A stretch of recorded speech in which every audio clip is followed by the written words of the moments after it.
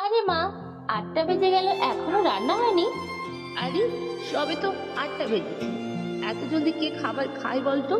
এখনো তো তরকারিটা ঠিকঠাক রান্নাই করতে পারিনি। মা, আমাদের রাতের খাবারটা ঠিক টাইম মতনই খাবারের দরকার। কারণ না হলে পেটে গিয়ে খাবারটা ঠিক মতন হজম হয় না, আর নানা সমস্যা তৈরি করে। পিঠা সব দিনই সব কাজ টাইম মতনই করতো। এমনকি রাতের খাবারটাও সে টাইম মতন খাবার চেষ্টা করত। এইভাবেই বেশ কয়েক বছর পেরিয়ে গেল।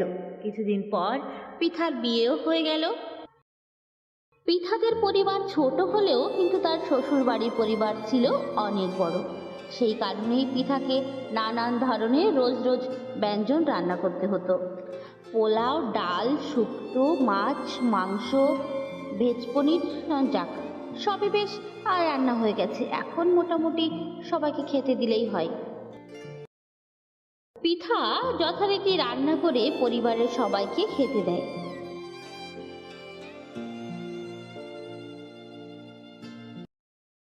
হুম, বোমা, রান্নাটা বেশ সুন্দর হয়েছে। তোমার মা ঠিকই বলতো, তুমি একদম চমৎকার রান্না করো, বিলকুল আমার শাশুড়ি মায়ের মতো। হ্যাঁ হ্যাঁ মা, ঠিকই বলেছো, বৌদির হাতের রান্না একদম লাজবাব। শ্বশুর বাড়িতে সবার মুখের এত প্রশংসা শুনে পিঠা খুবই খুশি হয়ে যায়। এরপর পিঠা ঘরে বসেই রাতের খাবারের লিস্টি তৈরি করে নেয় এবং সে সন্ধ্যা 6টা বাজতে না বাজতেই রান্নাঘরের দিকে রওনা হয় রান্না করার জন্য। আচ্ছা বোমা, এখন তুমি রান্নাঘরের দিকে কোথায় চললে? ও মা, আমি ভাবছি রান্নাটা সেরে নিই, 6টা তো বেজেই গেল। এখন রান্না? এখন রান্না করে খাবে কি? কেন মা, আমাদের তো সবাই 8টার সময় খেয়ে নেয়। না না বৌমা, তুমি ওই 10টার দিকে রান্না করো। 10টায়? বাপরে, 10টায় রান্না করে খাবে কখন? দেখো বৌমা, সবার তো আর রান্নার বা খাওয়ার সময় একই রকম হয় না। আমরা তো 12টার আগে কেউই খাই না। তাই বলি তুমি ওই 10টার দিকেই রান্না করো। শাশুড়ি মায়ের মুখ থেকে এমন 12টার সময় খাবারের কথা শুনে পিঠা তো অবাক হয়ে যায়। বাপরে, রাত 12টার পরে কে আবার খাবার খায়?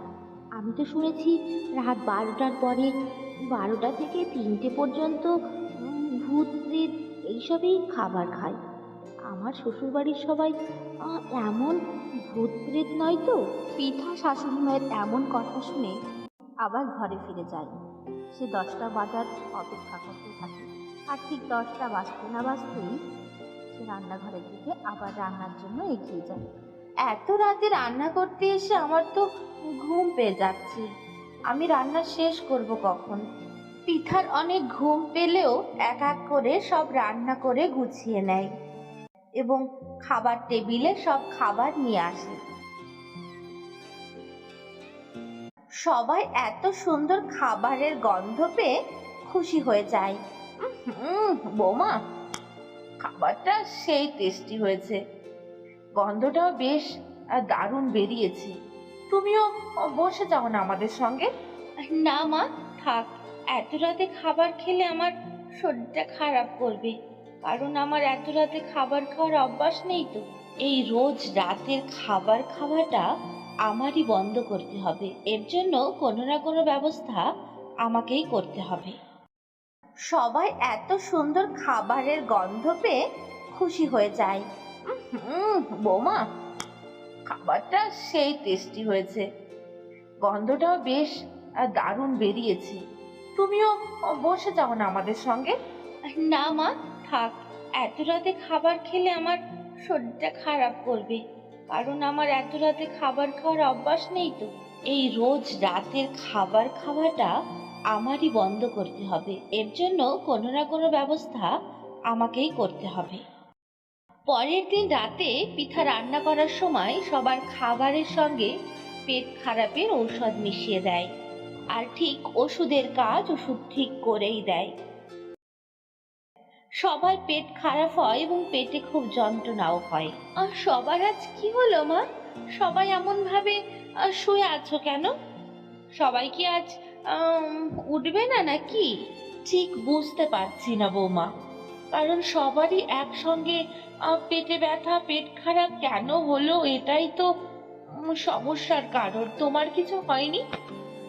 না না মা, আমি তো এত রাতে খাবার খাই না, আমার কেন শরীরটা খারাপ করবে?